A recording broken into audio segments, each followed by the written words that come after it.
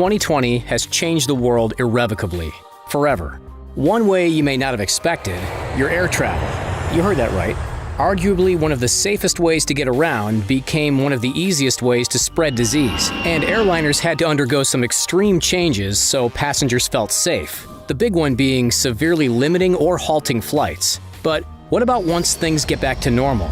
These changes ain't free, and guess who they're gonna cost? You. So sit back, relax, and save up, because we're exploring why flying may soon be reserved for only the richest. When 2020 came screeching to a halt, it was for good reason. The confusion and panic was only amplified by lack of information. The only thing anyone knew was that being in close quarters to anyone else was a very, very bad thing. Lo and behold, tons of industries instantly became obsolete. Gyms, restaurants, theaters, and of course, the subject of today's discussion, airlines. Demand for flights sharply and almost instantaneously dropped. In Italy, for example, ticket sales have declined more than 80%. With that, flights were becoming quite cheap to counter the fear the general public had of getting onto a giant enclosed metal tube that soars across the sky for hours and hours at a time, circulating the same air. Yeah, we feel the same way. Not ideal right now, and not very safe either. But cheap flights are only a short-term answer to a now long-term problem. The solution isn't sustainable if these companies want to continue on. That's why in the United States, many airlines have announced they would be implementing some rather extreme cost-cutting measures, be grounding many of their flights, and on top of that, be asking for government assistance so they don't go out of business. Experts say unless there is a big breakthrough in the next few months, airlines will continue to suffer long into 2021. So, just what are the cost-cutting measures? How will these affect us, the passengers? And what can we expect to change with regards to the standard first class, business class, and coach sections of a plane?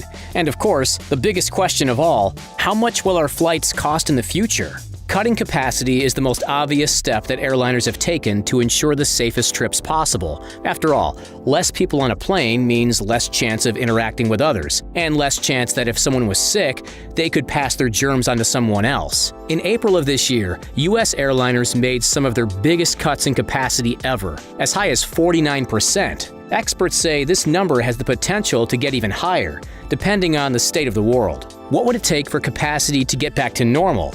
Well, for that, we can look at the last time we were in a huge dip in capacity worldwide, and that would be in 2008 and 2009, which included the financial crisis and global recession. And let's not forget this time frame also included the first few months of H1N1, aka the swine flu. Capacity in flights dropped only 4%, and it took just about 12 to 18 months for things to look anywhere near the usual capacity again. Based on this, all we can say is this is going to be a long, hard road ahead of us, for all of us. The other major move made by airlines this year was to reduce their fleet size, with many estimates saying there will be a 20% decrease. Hey, less planes in the air means less maintenance needs to be done. After all, the world's airlines spend more than $40 billion on maintenance and upkeep every year. Hey, we get it. If you want to save, best to stay on the ground. But airliners know that people have to fly. Whether it's for work or something like a family emergency, it's a necessary part of how our society functions. Because of this, ticket prices are expected to go up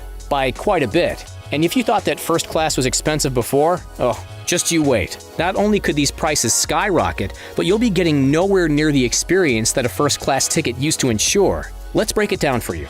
First class has always been the creme de la creme means of traveling the globe. You get more space, more service, better food, with some planes even offering private suites or even access to onboard showers. It's luxury incarnate at a mile high, and you pay for it. Domestic flights in the U.S. have gone for an average of $1,300, and you can bet that prices rise when you leave the country. International round trips from the U.S. look something like this. If you're traveling to Europe, it's $3,500. Asia, $3,800.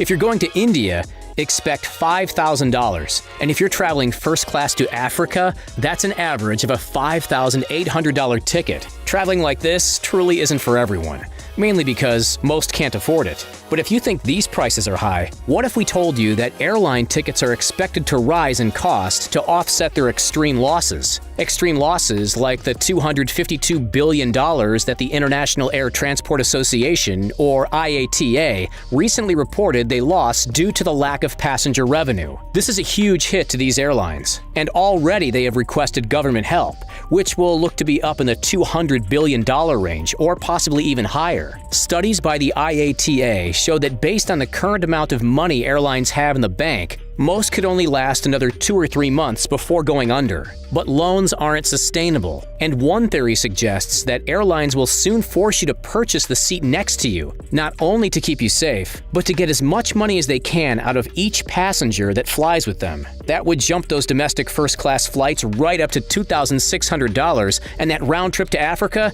they would become $16,000. If you think this is crazy, well, think again. Airlines have enforced rules like this before, specifically if a passenger required space more than what the seatbelt can extend to.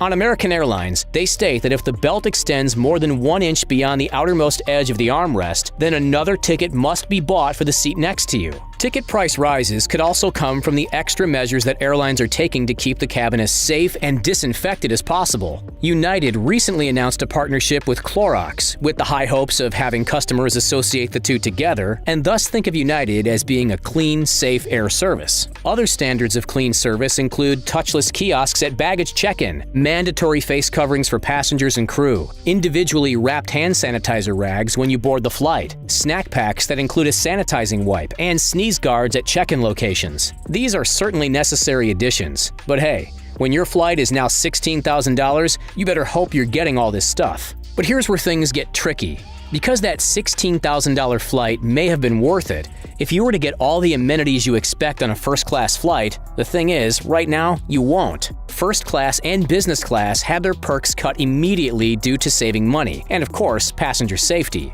One of the major reasons people take these luxury flights is the extra service that they would receive. Now, airlines have cut the flight attendants' interactions to a bare minimum to keep physical contact to as little as possible. United Arab Emirates has had some sweeping changes to their first-class experience, including less selection of food on the menu. Customers' beds will no longer be required to be made by the crew. Snack baskets at each seat will be removed and replaced by individual items available upon request. And finally, the onboard showers, onboard business class bar, and the social lounge will all be closed down. To top it all off, passengers and crew are required to maintain 6 feet of distance away from one another. Big changes have occurred on American Airlines and Air Canada too. American will be serving all their meals on one tray, and there won't be any more pre-departure beverage to quell the nerves. And Air Canada?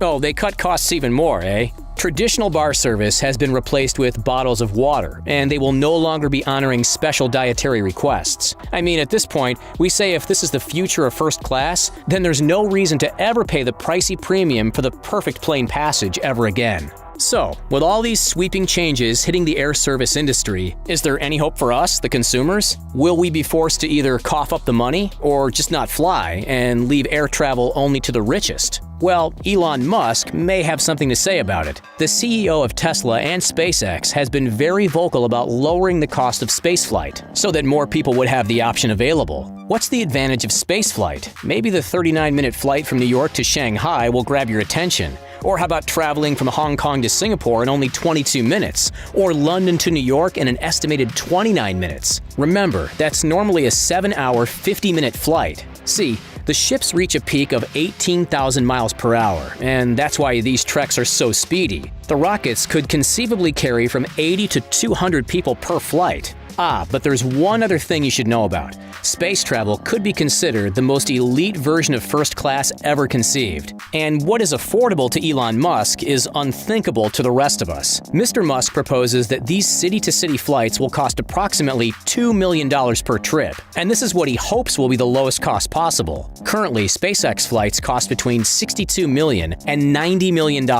Now, we'll give Mr. Musk this. That price tag is far cheaper than the $152 million that the average NASA launch costs. But as far as affordable, well, only time will tell. And we mean that literally, as the first city-to-city space hops are to take place in 2021, according to a statement by Elon Musk. Will it be competition for airlines? Hey, if you're able to afford a $16,000 first-class ticket, what's the harm in bumping it up to a $2 million ticket? Well, now, it's going to be a long road ahead for our world to recover from this year. Airlines in particular have it harder than most, as rising costs, passengers' fears of safety, and the potential for quicker and more advanced travel like SpaceX all have to be overcome. But don't fret, innovation is at the heart of air travel, dating all the way back to when the Wright brothers invented the first successful airplane in 1903. The industry will certainly change. The question is, will you be willing to pay for it? Thanks for watching this episode of The Richest. We hope you enjoyed it and learned something today. If you did, go ahead and hit that like and subscribe button. It really helps us out a lot and makes us able to produce more videos that help answer the question of just what life would be like if you